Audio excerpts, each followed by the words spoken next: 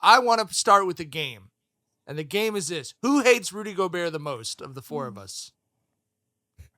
I don't know if I necessarily hate the guy. I know. I was gonna say I don't feel like the word hate. Oh, I do. Okay to hate. It's okay to hate. Yeah, there are players I hate. Affect this life. We can hate them, guys. But yeah, I mean, I'm not someone who acts like I'm above hating people. I just don't hate Rudy. I do think that the fraud allegations have some merit to them. Let's put it that way. Here's what I would say. What we've learned in the last few weeks in the discourse is that if you're going to say you hate someone, you better be ready to fucking hate them with your whole chest. And you better be ready to release like 7 different songs over the course of 3 weeks about how much you hate them. And I'm just not ready to sit in front of the congregation today and say that I hate, capital H, hate Rudy Gobert. Do I strongly dislike him? I do. Yes. Do I think that he is not deserving of all of his depoys? Also, yes. Low key, that's a bigger indictment on him than actually hating him. Like, bro, you don't strike anything in me enough to hate you. You know what I mean? You're just there, and you're just kind of annoying, and you kind of frustrate me a bit. But you don't strike any deep emotion in me. Like, that's how I feel about Rudy. It's like the Don Draper meme, like I feel sorry for you, like I don't think about you at all. Exactly that. Rudy Gobert, 72 first place votes. Defensive Player of the Year. Victor Wembanyama, 19 first place votes. Bam, 3. Anthony Davis, 4. Rudy Gobert, 72 first place DPOY votes. Is it me, or was Jokic clearly trying to drink his bone marrow on national TV tonight? Actively drinking. He had that shit in a mug, threw it in the microwave. Marrow mustache out this motherfucker. Rudy Gobert bone mustache. Rudy Gobert bone broth in this bitch. He was like, "This is my lunch." Yeah, that was crazy. Wow. But I mean, we do kind of have to block. Go ahead. I was gonna say we do have to kind of shoot Gobert some bail. Best player in the world, right? No, we don't. Do we? No, we don't. No. We've seen him get cooked in playoffs before. Every playoff he gets exposed. I don't really hate him either. Like it's really hard for me to hate anybody in this world. Yeah. But like I don't need a person that can't play basketball who's in the NBA because of their height to get rewarded for that. Okay, that's a little far. You know what I'm I don't saying? think I would say he can't play basketball. Like that's a step far even for me, someone who's like an avowed Rudy Gobert skeptic. He can't on this end of the court. He can't play at all. Like we're in the group chat like I think he had 11. I think he had 11. He had 11, and he was efficient because he knows enough to know to not run offense for him. But he has turnovers where he's got a 6'5" defender on him, and he brings the ball down below his waist. Where you're like, this is like first year shit. He had 18 and 11 tonight. I mean, he was what was he like the second leading? I don't scorer take anything back. I'm just like I think there's 2 things that are true to me. One, I don't think anybody in the world can stop Nikola Jokic when he wants to win a basketball game, when he's like put all of his force and energy into winning a basketball game. I think he's literally unbeatable right now. I think they're going to repeat, spoiler alert. But I also think that Rudy Gobert would not be my choice to guard him. Like he wouldn't even be, top 5 probably choices. Yeah. So those are both. But I personally think AD is the best defender in the league, and Jokic does whatever the hell he wants against AD too. Like, you know what I mean? The dude is inevitable. He's unstoppable. And like I said, I feel like we have to shoot Gobert a little bit of bail here because I think that you can't stop Jokic. You can only hope to slow him down, right? And Gobert has not been slowing Jokic down this series at all. No. Like, I think that's a valid criticism here. But we've seen him win Defensive Player of the Year and get cooked by not the MVP. Like every playoffs, it seems like he's proven to be the weak link on the defensive end. And we've seen, like, we talking about gets caught in, pick and rolls, and he'll be on an island with the guard. And that's hard for a 7-foot guy, right? But we're seeing him get cooked at his home where he's supposed to be the most effective, get fucking smacked. You know what I mean? And I don't expect you to stop, the MVP, the best player in the world. I don't expect that, but slow down somewhat. He looked like food. They were making fun of him. On the licking his lips. It was bro, he was like, dude, like that's not a defense, and that's what I'm saying. Like, bro, like, for any player to lick their lips when they see you in the paint, how are you the defensive player of the year? Facts. You know what I'm saying? That's what I'm saying. And then he had 18-11 tonight, but like when you see him on the offensive end, the dude is like has no feel for the game. If he was not 7, he needs every fucking inch to be a basketball player. If he was fucking 6'11", he wouldn't be in the NBA. He'd be overseas. Like, I think the biggest indictment on Rudy is like he's consistently ranked in those player straw polls as the #1 most overrated player in the NBA. Like year over year, it just keeps happening. And I'm like, if anybody knows basketball, it's NBA players. Like they know who they respect on the court. And they all feel that way, like unanimously. And it's not just, I don't think it's xenophobia. I genuinely think that these guys are like, you can't touch me. Like, I don't know if anybody in the league is scared of Rudy Gobert, to be honest with you. No, and I think the issue with it is, like you guys mentioned, like we've seen him get cooked by wings where they're looking for the switch and they know he can't play out to the perimeter. But then we've also seen that like a lot of the best centers in the league play better when they play against him. So what is the specialty is help side blocks because of the wingspan? You know what I mean? Like I just don't understand. And again, you talk about Wemby had like double every stat that he had. I know the Spurs suck, but like, if you're the best defensive what player, would they have done? What would they have done worse against the Nuggets? I think Rudy is an exemplary regular season player. I think that you can't really deny that in the regular season, he elevates his team's defense. He does, get his numbers, get his stats, what have you on the defensive end. I have yet to see a year where Rudy Gobert puts any kind of fear in anyone past April. Period. And if I'm going to respect somebody on like you've won defensive player of the year, among the highest echelon of players who have won that number of that award, you have to scare me April and beyond, period. Like at a certain point, the jig is up. You know what I'm saying? Like, yeah. But I think the voters have made it very clear that they are just going to consider, as in Rudy's case, for whatever reason, they are just going to consider Defensive Player of the Year a regular season award. I mean, we saw that man get cooked by fucking Reggie Jackson and Terrence Mann, bro. And he's won like 2 Defensive Player of the Year since then. You know what I'm saying? We saw the Jazz get their season ended by those 2 dudes playing tech and tag on that guy, just hunting for the switch. And he still has won Defensive Player of the Year awards at that. So I think voters are for sure just like, bro, we're just going to keep it a regular season award. Whether you think there's merit to that, that's a whole other discussion. But I mean, it is a very odd thing about how he just goes into the postseason and he looks like food. And like you said, Claire, he for sure elevates defenses during the regular season, but it does not seem to translate in the postseason. But justice for Anthony Davis, because if we're talking about the regular season, like to me, nobody has, and I've talked about this ad nauseum, so like forgive me for going off, but like nobody has a heavier defensive and offensive load on any given team every single night than Anthony Davis. And because we're judging people on like Minnesota was the #1 defense. Lakers were, bottom of the league in defense for the second half of the year. Like the rest of the team is kind of dragging him down in that sense. But like, if you ask like, an NBA player, like who they'd rather get into the post against, Rudy Gobert or Anthony Davis, like, come on. I don't think it's even an argument. That's 95%. 95% Gobert, I feel like, right? I mean, that's like... Do y'all get the sense, because it feels a little like Jokic takes something about it personally. I don't know if it's that he does not like Rudy Gobert personally. I don't know if it's because he's got the DPOY, it's just how he's psyching himself up. But it looked like he enjoys cooking Gobert more than he enjoys getting a drop step around Naz Reid. Like, do you feel that? Like, it looks to me like he's really having fun picking apart Rudy Gobert. I mean, I feel like we have it on record. There is footage of Jamal Murray telling that story when Jokic was cooking Gobert and Gobert got a bucket and talked shit, and Nikola said, "My friend, I have 47." Right? I think he. We talked about how we can't necessarily hate Rudy. I don't see Nikola as a dude who hates anyone, right? Like he's a very even keel guy. I don't think he cares enough. Exactly. He's a very even keel guy, but I think he for sure, has a get a load of this fucking guy when he goes up against Rudy. That's so accurate. It's the get a load of this fucking guy. It's not I hate you. It's like, can you believe this guy thinks he can guard me? Like eye roll.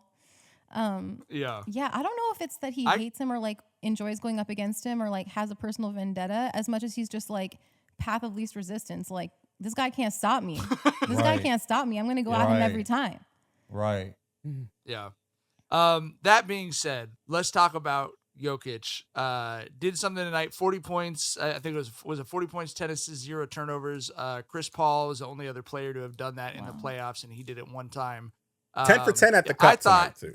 Like, since we're on that. And I thought we've seen some incredible games from Jokic. I thought this was right up there as, if not the best, among the very 100%. Best, because you just felt the walk down in the third quarter, like a 400-meter race of like, nope, we're going to run it through me every possession. I'm going to score, or it's going to be a layup or dunk open for a teammate every possession.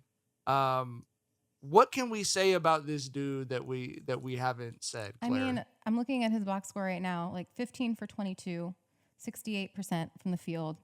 I think it's the efficiency too. It's like the ease with which he's doing it. I mean, we've seen guys get it out the mud. We've seen Anthony Edwards get it out the mud in this series, and he looked like a superhero, but he also looked like he was exerting every ounce of energy and willpower that he possibly had to do that. Like, a Nikola Jokic 40-point game looks so different than a 40-point game from really anybody else in the league. He just makes it look so easy. He makes it look so effortless. It's like another day at the office, you know. And you can watch. It's so fascinating. It's like some beautiful mind shit, like watching him pick apart the game. You know, he's like, It took him, you know, a game or two, you know, it took him 2 games, I guess, against these Timberwolves. Like, I feel like the first game, it wasn't really him like picking them apart. It was more just like they didn't really come ready. I feel like the Nuggets phoned in the first 5 games of their postseason, first 6 games of their postseason. And then game 2, I think that they got sucker punched. And then I think Jokic is smart enough to be like, okay, I know we're not going to win this one because we got punched in the face. So let me like observe, let me learn, let me like upload this to my supercomputer brain for the rest of the series. But it's been so fascinating to watch him just like figure out exactly what it is they do and just pick it apart with such precision and efficacy. And to me, I compared him, I think, in a tweet to like watching a lion in a hunt. It's like he's so calm and collected, and he's just watching his prey and like watching like how they want to move and what they want to do. And then he just pounces. Like when you think you're comfy, when you think you're up 2-0, you know, like I doubted Denver in this series. The dumbest fucking call I've ever made in my life. I thought Minnesota was going to win the series after going up 2-0, but I mean, I think 99% of the world did. You feel me? Like, but we were there were dumb some as Nuggets hell. fans that thought the same. Yeah, for sure. We were all dumb. Like, for why sure. did we ever doubt this guy? This is one of the. I think he's going to go down as, you know, one of the greatest to ever play the game. And like, it's, to me, it's the watching his mind work is so fascinating to me, because he's really sort of just like hacked into the mainframe of basketball in a way that's really fascinating to watch. Yeah, incredible basketball mind. And going back to like what you said, like the first 7 games of this postseason for the Nuggets, it was like, hey, they look pretty vulnerable. I don't know, man. But, you know, after seeing their performance the last 2 games, bro, they weren't vulnerable. They were just bored. Now they're locked in. And now, you know, that back-to-back is inevitable, it looks like to me. Like, and it's going to be so wild to me because I do think that they're going to end this in 6. So Minnesota's going to start their postseason winning 6 straight and losing 4 straight to end it. That is wild, bro. But. So I know Claire has roots in Minnesota, so I wanted to bring that up because we mentioned that Minnesota, the whole state, is haunted in sports on the last podcast. And my friend who's from Minnesota texted me. He put all the stats together. I didn't realize how dramatic it was. Oh, yeah, it's bad. In the last 33 years, not one trip to the finals in any of the 4 major sports, even though they have all 4 major sports, not one trip Except to for the the finals. Lynx. Put some respect on the Lynx. Yes, but of the cursed sports, like whenever people do that, I always say women's sports aren't cursed. The men are letting down the people of Minnesota for sure. 100%. But like, and then on top of that, the whole state is crazy about hockey, and their hockey team moved to Texas and won a championship, which would be like a Texas football team winning to Idaho and winning a championship. It's like. That's like, you're Minnesota, you're the hockey team. You know what I mean? I mean, the Wild have definitely been, I think, the most successful of all the like men's major sports there. So they still do have like a hockey team to root for. But I mean, Lord knows the Vikings, the Twins, and the Timberwolves have historically not had a stellar record. I mean, like the only fact you need to know about the Timberwolves is that this is their first time getting to the second round since Kevin Garnett was there. So I mean, like that's abysmal as far as a track record goes. My thing is, I do think. I think that Minnesota fans should be really proud of this team still. I do agree with you that I think Denver will take care of business. I think this is going to be over in 6 games personally. And that's coming from someone who thought Minnesota was going to win this series. But I think just seeing this version of Jokic and the fact that Jamal Murray looks like pretty much back to himself now, I think is a game changer. But they should still be really proud of like having such an incredible regular season. Like Anthony Edwards is 22. I think he's one of the best leaders in sports, like in the NBA already. Like he galvanizes his team unlike many other players in the league. So you have an incredible leader who like looks like the second coming of MJ on his best nights, and he's 22 years old. You have, like I think you have space to move Cat this summer if that's what you're planning to do to get some more offense. And yeah, the future is bright. So I don't think they should hang their heads, but I do think like it does feel real Minnesota sportsy to go up 2-0 and then lose 4 games in a row. For sure. Well, and it's Tyler pointed out to win 6 straight and then lose 4 in a row. I mean that Phoenix team. Can we be honest? Can we be honest about Phoenix? Like they were beating themselves a little bit. Like that was hard to watch, I thought. They were slowing down Joker. That's why we thought they could win. Right. Because they were giving Joker trouble at points. You know what I'm saying? We had never seen that before. Worst playoff game of his life in game 2. They were speeding up Joker. Right. He looked shook. He looked panicked, and I've never seen him look panicked before. But that's the thing about his basketball brain is he's so even-keeled. He can be like, oh, I got my ass whooped. And he's like, all right, how do I never do that again? Right. So I think that's, to me, I was like posting about this last night. Like, I think the Denver Nuggets superpower and their Achilles heel are one and the same, which is that they do not get rattled, really. And sometimes, like, getting rattled is sort of what the moment calls for. Like, sometimes you really need somebody, on that bench being like, we're not going to fucking go out like this. Like, we are not going to let Minnesota whoop our ass. And I don't know if they really have somebody like that. However, that even-keeledness and that innate calm is what enabled them to go down 0-2 in that fashion and then come back and win three straight games. They never lost sense of who they were. Right. They never got fully like thrown off their axis. And that's, I think, a credit to Jokic. Like, I think that's just the kind of guy he is. Like, he's never going to get too high or too low in any circumstance. I think Mike Malone's coaching his ass off too, man.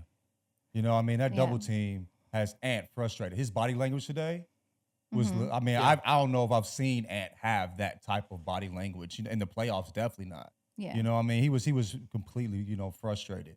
That double team has him frustrated. But yeah, and then like Joker reminds me of Bron and how involved he is in everything. Yes. On the offense. Like, you know what I'm saying? Like everything that was good, like during like the run that they had when they like stretched it out. Everything was going through Joker. The last time I've seen that was LeBron James. Yeah. You feel me? Like the top of the key and gets the ball and makes reads from there. Everything goes through him, bro. Yep. You feel me? And so like I haven't seen that since LeBron. So he's just a special player and he looked incredible tonight. But I mean, like I said, it's just weird seeing a defensive player of the year look like, like, oh yes, Joker. I mean, you know what I mean? Rudy's on me again. You feel me? Yeah, like, oh thank goodness. Great. Yeah. Well, that's like I tweeted right before we hopped on, like that, Jokic isn't native to America, so he's not up on all our customs. He didn't know we give barbecue chicken defensive player of the year every year. Like where he comes from, defensive player of the year probably goes to a guy who plays defense and intimidates you or makes it harder for you to do the things you want to do. And would at least make you uncomfortable in some way. You feel me? Yeah. So yeah. Claire mentioned the supercomputer on Jokic, and I love that because I do feel like he's like one of the like comic book villains who like can just see you do something one time and just boop boop like straight into the brain. And there was a stretch in the third quarter, I think Reggie Miller actually called it out, where it almost felt intentional. Like he was doing the dream shake, and then he was doing the sky hook, and then he was getting a Shaq, 40-foot long drop step around the bottom of Nasri. Like he went through such a succession of moves on consecutive possessions. And he did tonight what to me is his signature offensive move, which is the get the fuck out of here 3-pointer with 0.5 seconds left on the shot clock. The soccer throw. It's not even a shot. It's a throw. He did that shit to Anthony Davis and literally broke my brain that year. Like it was just like, all right, fuck this. I tweeted about this tonight, but that shot looks like when they pick someone out of the crowd at Staples Center to try and make a half court shot for $100,000. Like his form on that is just like Steve from section 210. Yeah. But it goes in every time, and I never doubt it either. Like the second he goes like this, I'm like, oh, that's cash. Like it's the ugliest jump shot I've ever seen in my life. And I'm never, not even jump shot. It's the ugliest, like, just long range shot because I don't even think he really jumps on it. But like, no, I never have a question about. I'm shocked when it doesn't go in. And the few times in game 2 when he missed a couple of those, I was like, what? I didn't even know you could miss that. That's automatic. You can't block it because he's shooting it from behind his head. You know what I mean? It's unblockable. You know, feel me? It's crazy. I can't wait to go down to like the park this summer and just like make it rain. You're gonna work on that one. All the trainers in Southern California, that's what they should be. Give me $1,000, I'll teach your son the bullshit like Joker Philip shot Seymour clock Hoffman in Along Came Polly. Like, yeah. Raindrop. Raindrops make it rain. That shit was funny as hell. All right. What a special player, though. What a fucking special player. Seriously. You know what I mean? Like, as much as I'm rooting for the Timberwolves, you know, I just love Ant. I wanted to see them, you know, pull it off. You just get caught up in the beauty of Joker. You know what I mean? Like, oh my God, this is unbelievable. You feel me? Like, I was bummed watching because I was like, damn, I didn't want him to go out like this. You know, going 100 miles an hour, winning 6 in a row, and then hitting a brick wall and losing 4 in a row is rough. Yeah. You know what I mean? But which is what we think is going to happen. But I mean, God, what he's doing is just sheesh. I gave up tonight rooting. I'm just rooting for the Nuggets at this point. I'm just rooting for them to embarrass the Celtics as like aggressively as possible. That's the remaining. They definitely will. Definitely will. The thing I know is that Anthony Edwards is definitely going to win a championship at some point, and he's definitely going to win an MVP at some point. I feel so certain about that fact. I mean, even 10 years from now, he'll be 32. You know what I'm saying? So like that shit is going to happen. And I really do think it's an important part of your villain origin story to run into one of the greatest of all time at the absolute peak of his powers. I think every great player has had that happen to them. So MJ had the Pistons. I mean, you know what I'm saying? Yeah, everyone has had that. So I think it's going to be important to his development. And I have no doubt that he's the kind of like basketball sicko that's just going to use it as motivation. He's going to get in the lab this summer and he's going to come back even better, which is a terrifying idea, like an even better Anthony Edwards. He's already so good. But I think you made a great point that I wanted to touch on with him again on leadership. Cat played like a different guy this year with Anthony Edwards. And I think he's had that effect on people who are older than him. It's kind of insane that he's been able to do that at 22 years old. But I think you're exactly right. Like this series, he sees the limitations of that. You can turn someone into the best version of themselves for X amount of time, but you're going to run into an opponent where you can't turn them into a different person. And and that's what it feels like happened to me in this series. No, you know what I mean? for sure. And I think to me, I've spoken on this before, but I think the most impressive thing about Anthony Edwards is his leadership. You know, I think all of the other stuff that he's obviously a freak athlete. I think he's actually his basketball IQ. We've watched it grow. Even in this postseason, I've watched it grow. He's an incredible basketball player, but like you listen to him in those post-game press conferences and the way his emotional intelligence when he's like trying to bring the best out of his team and his teammates. And like, it would be amazing at any age, really. And for a 22-year-old, it's like mind boggling, honestly. So impressed with him. He's just so authentic. He's not the lead with cliches type dude. Like you mentioned in his post game, he had Cat right beside him. He said, "Cat, what I tell your ass? Stop fouling. Ain't that what I told you?" Like, you know what I'm saying? And it wasn't like he was trying to put him on the spot or throw him under the bus. You could tell that was a private conversation he had where he was coaching him up, and they were having a laugh about it. So yeah, I'm very much impressed with his leadership as well because, like I said, it's so genuine, and for him to be that genuine, like I said, have that emotional intelligence at such a young age, it's incredible. He was so smart in that same press conference too, because on the one hand, he made sure to call out Cat publicly about the fouling, but then he said, because it's so important for you to be on the floor because you're our best offensive player. So we need you out there and they can't stop you when you're out there. And like any of us who've worked with people, forget in basketball, anywhere, knows like that is brilliant to like couch that feedback with a compliment and with building him up in that way so that you make sure he doesn't lose that confidence. And to have that emotional intelligence at 22 is just like incredible. I didn't know about the compliment sandwich when I was 22 years old. I mean, you know what I mean? It's a high level. You look emotional lovely today. intelligence. Hey, if you could do this, and then hey, because we need you to, Because you're our best it really player. is. Like that's not even true, Right, dude. totally. It's not even close to I mean, true. you got it's a little bit of a lie, but it sounds very believable. So even if he's not Right. telling the truth, it sounds genuine. that's what makes and the there's an sandwich art go to down. that That's too. what And makes Cat it good. absolutely Art to that, believed too. it when he heard it. Oh, for sure, for Cat sure, absolutely for sure. believed it. Yeah, I mean, and he knows his personnel. Like he knows who he's working with. Like, you know, he was like when Denver won Game 3. You know, Ant was on the sidelines being like, "It's a series, guys. It's a series. Like we're good. We're good. I'm not worried." Like, you know, he wasn't melting down. He wasn't sitting there with his head in his hands, like shaking his head. You know, like his body language was still like super on point. And I just like, to me, you know, athleticism aside, like basketball IQ aside, like the sky's the limit for a kid that age with those leadership qualities. Like I really think that the sky is the roof for sure. The NBA playoffs are heating up, and so is the action at DraftKings Sportsbook, an official sports betting partner of the NBA.